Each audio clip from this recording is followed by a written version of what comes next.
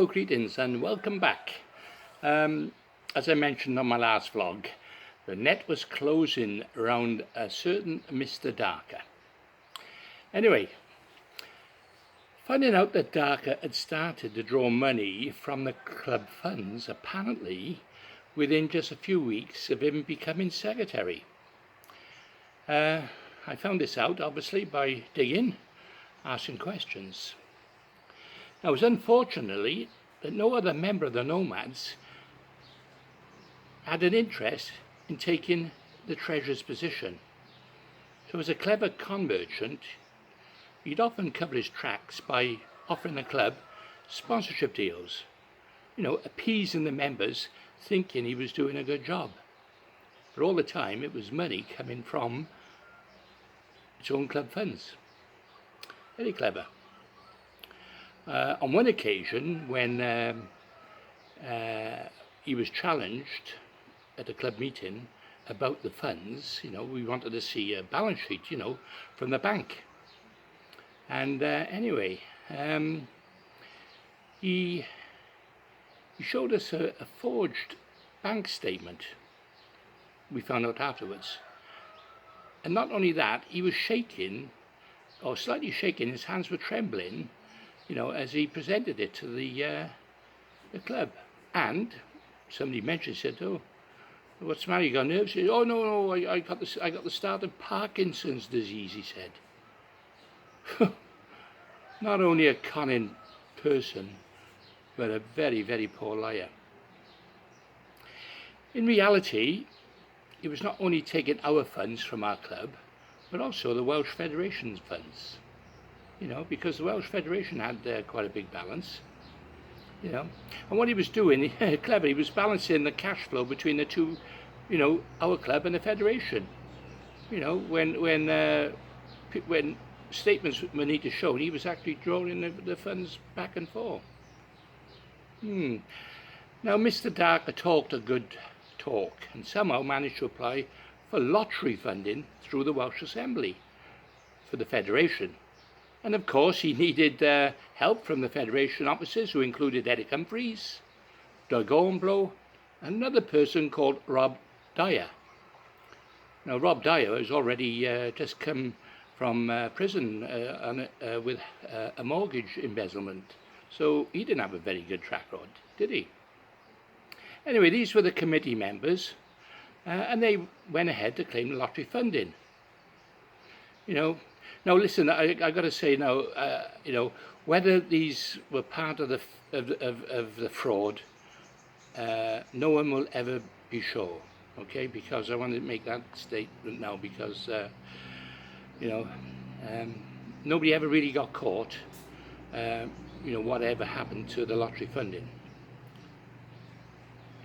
Although 4 million was set aside for the Welsh Assembly, and a total of 236,000 grant money went through the Federation officials. And this was to set up a fishery and lakes, and they called it the Fishing Lakes of Excellence in Llanelli, West Wales, close to the house of where Mr. Darker had incidentally had a house that the Federation had bought for him. The plot thickens. Now, the idea of using the grant money was to set up a series of lakes in Llanelli, and it first seemed a superb idea, stocking them with carp, bream and roach, but only for the fish to disappear a few days later. Blaming cormorants. Blaming cormorants for the demise. An investigation afterwards found that these fish were actually sold to other private fisheries not long after. Anyway, not knowing what was going on, by the majority of anglers in Wales, my old friend, which I cannot mention for personal reasons, but recently he's just had a pacemaker put in. He received £2,000 from the Federation at the time for a bred crate of plants. No, that's not very big, is it? £2 grand. And this was to stock the lakes. So this was the first signs of something going amiss. Anyway, I believe there was a large sum of money that was involved during a 6-month period, and very possibly more than the figure I have already mentioned. It probably, it was probably, I think, personally shared amongst a few people within the Federation for their work. When investigated for receipts, for all the invoices, Mr. Dark, it was a good one on his behalf. Quite openly said, oh, his house got robbed by gypsies and all the receipts were taken. Oh, pull the other one. Anyway, testimonial to this cover-up, Mr. Robin Darker lost the tips of 2 of his fingers in an accident when erecting stages on these so-called, lakes. Now, why didn't he put a claim in, with insurance? I mean, they got with a few thousand quid. You know what? I guess not wanting any investigation into what he was doing. Yep, and the sad thing is when the police got involved with the Nomads Club, the fraud, they could not pursue this line of investigation into the lost funds of the Welsh Assembly and the Welsh Federation. The Welsh Assembly, when they were approached, had brushed it aside under the carpet, denying any responsibility. Oh, in case, I suppose, some important head would roll within the Welsh Assembly. Nevertheless, Mr. Darker and his wife was found guilty at the law courts for misappropriation of Cardiff Club funds, and Mr. Darker was sentenced to just 240 hours community service. What a joke. Nevertheless, he also lost his lucrative job within the Angling Trust and the sister company, which was probably the hardest thing for him at the time. Of course, the worst scenario is his wife got dragged into it, and his wife was found to have taken £300 from our club funds, Cardiff Nomad funds. She didn't get imprisonment, but she got a fine, and she had I think it was community service, I'm not sure, but it's there on the records if anybody ever wants to go and check it. It's a shame. There was a press release following the court hearing on the 16th of August that year. Mr. Dark admits, and is found guilty of 3 accounts of stealing Cardiff Nomads club funds to the tune of £300.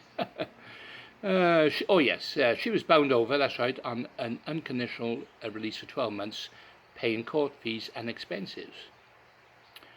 In the same court hearing, Mr. Darker pleaded not guilty and had been released on unconditional bail to appear in Cardiff on the 27th of September 2010, when the case will be committed to be dealt at the Crown Court. Come back, find out. Yep, so anyway, in the summing up of the judge, he said he'd never come across this type of case before, and there's no precedence for sentencing this case. And in view of the Angling press wrongly reporting, at the time, Angling Times tried to put their nose in to find out what was happening because of the, obviously, it just makes my blood boil, to be honest. There's even a cover up there, really, because quite conveniently, the National Trust seemed to brush it aside as well.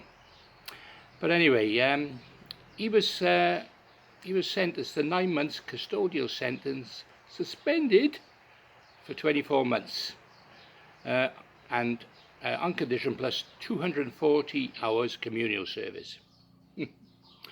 Right, the judge did say, however, that if the prosecution solicitors had opted for theft instead of fraud, he would have been found guilty and he would have had a jail sentence. I don't know. It was shortly afterwards the WFCA, Welsh Federation of Anglers Federation collapsed. Not one penny was left in the funds. All the officials had disappeared. You know, Doug was off to Spain. I don't know what happened to Rob Dyer. Humphries did manage to hold on to the captaincy of the international team for a couple of years later, only because no other person had the qualifications which the Quango had set up in the first place. Oh, I tell you, fishing politics. Like, you know, what can I say? Anyway, it was a little bit of light at the end of that tunnel because everyone thought the Federation had collapsed and gone forever. But the committee of the Welsh Merthyr Tydfil Angling Association stepped in and saved the Federation from collapsing completely. You know, they more or less took over the reins, and they put things back together, and I believe, well, they won a single penny left, so they had to start from scratch. So I take my hat off to the Merthyr Tydfil Angling. However, predominantly mostly game anglers, but I know there's a lot of coarse anglers, so, but more about that later. Yes, anyway, the final chapters of Mr. Eric Humphries. With the team results just getting worse, you know, from year to year. In 2012, in a home international, they come last, in last position. Never known Wales to do that. It was a disaster. Yes, and in the 2012 World Championships in the Czech Republic, Wales come 32 out of 37.